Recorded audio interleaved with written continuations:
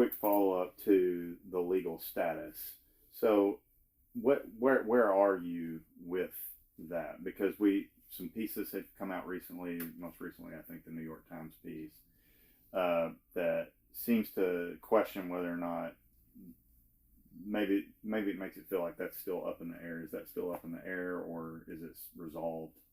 Well, we're not being sued. We're not being fined. There's no legal action being taken against us. The Attorney General in Arkansas has investigated it and said that according to their preliminary investigation, there's nothing illegal here.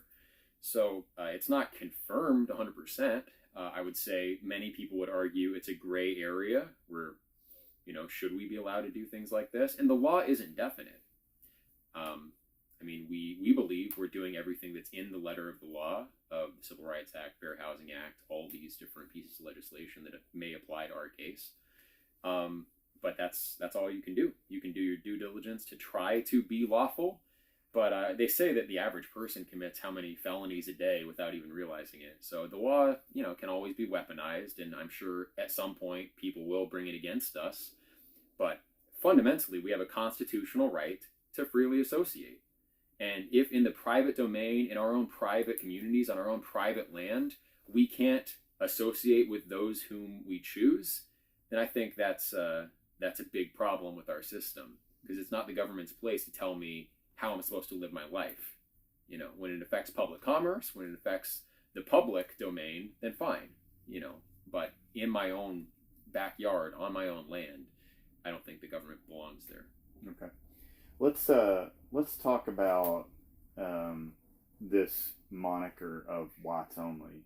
So every time the media does an interview, the headline is, of course, and it makes sense to me, I'm sure it makes sense to you, what attracts people to want to understand or know what's going on is this exclusive title of it's a whites only community. Can you explain why you feel that's something that needs to be said? You're in a place in the Ozarks where it's mostly white folks. Is it really necessary to have that exclusion and have that to be the most forward-facing thing about the community? Well, it's not been explicit that there is such a thing as a white American identity. I'm part Norwegian, part English, and part German. I am not Norwegian. I'm not English. I'm not German. So what am I? I'm a white American. That's all I have. And the people who founded this, they're also mixes of various European ethnicities. So do we have a culture that we belong to? Yes or no? Now, America is not just an idea. It is a people. Our ancestors settled this land in the early 1600s.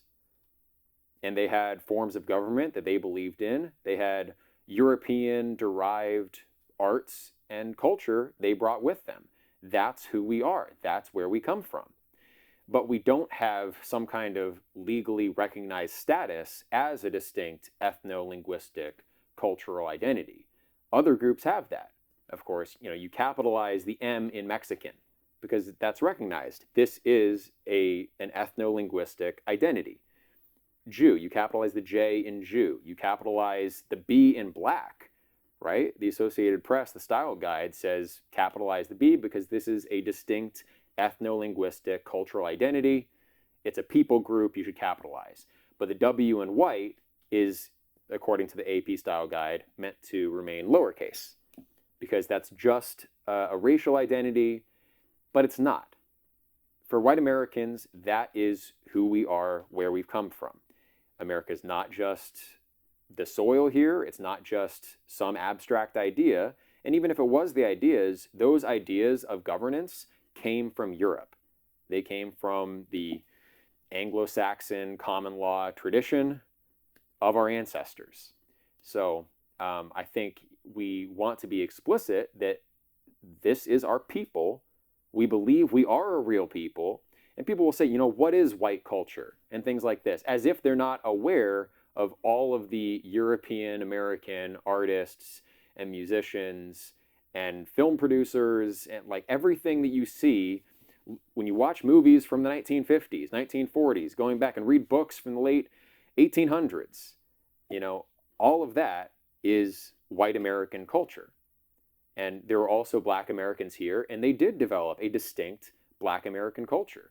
For more than 200 years, this country was about 90% white, 10% Black, and hardly anything but that. Obviously, there were indigenous people, the Native Americans, and they retained their own culture. And in some cases, we committed injustices against them. Sure, we committed injustices against Black Americans as well. Native Americans also genocided one another. Black Americans also owned slaves. So it's not like this clear-cut thing where we victimized other people and not vice versa. So we were here as a distinct people, belonging to a distinct tradition. It informed everything about our way of life, how we sustained ourselves agriculturally, technologically, what we read, how we thought, how we organized our government. So that is the white American identity that all of my ancestors since moving here have had. That's what my ancestors from Norway thought they were joining when they came to this country. They weren't signing up for some anonymous melting pot hodgepodge of the world with no concrete value system, just some kind of here's the legal framework that we all signed on for. No, we have real roots. There is a real tradition that we're a part of, and we want to be explicit about that so that it isn't slowly chipped away and eroded with every little question. Well, why not in this case? Can't you incorporate this person? Well, and then, we can't control our neighbors. So any big corporation, no matter where we moved, could put in a warehouse, distribution center, a factory that brings in thousands of Marshall Islanders, thousands of people from wherever, the Philippines or Mexico, and that will change the character of the local community. And everyone recognizes that. We've seen towns around here be transformed over the course of a couple decades. Now, you may not have a problem with that yourself, and you might like the diversity, and that's fine. But if some people feel that their culture that they grew up with is being eroded because large numbers of people with other cultural backgrounds are coming in, asserting their own cultural identity as well, not always just peacefully assimilating into the predominant white American culture, but saying, no, I'm going to remain Mexican. I'm going to be here and be Mexican and fly the Mexican flag. And, well, what does that actually look like for my kids and grandkids? What does it look like 100 years down the line? I'm concerned about that.